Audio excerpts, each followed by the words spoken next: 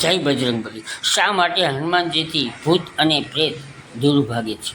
તો કે અહીં રાવણ અને મહિરામ નામના જે રાવણના પિતરાઈ ભાઈ હતા તેને મહાન મેળી વિદ્યાના તેઓ જાણકાર હતા।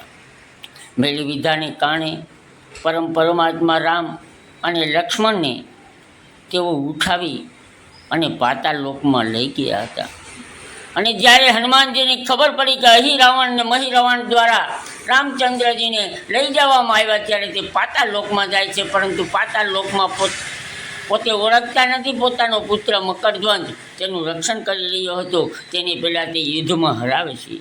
ત્યાર પછી હનુમાનજી પાતાળ લોકમાં જઈ અને અહિરાવણ ને મહિરાવણ સાથે યુદ્ધ કરે છે। ઘણા દિવસો યુદ્ધ કરવા છતાં અહિરાવણ ને મહિરાવણ હારતા નથી।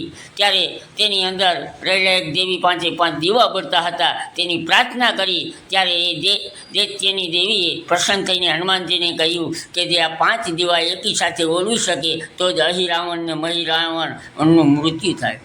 તેથી મહાબલી શ્રી હનુમાનજીએ પંચમુખીનું રૂપ ધારણ કરી અને પંચમુખીના રૂપ ધારણ કરીને 5 દીવડા એકી સાથે ઓળાવ્યા તો પાતાળ લોકમાં હાહાકાર મચી ગયો અને અહિરાવણ અને મહિરાવણને પોતે મારી નાખે છે અને રામ અને લક્ષ્મણને તેમાંથી છોડાવે છે। જય શ્રી કૃષ્ણ, રાધે રાધે।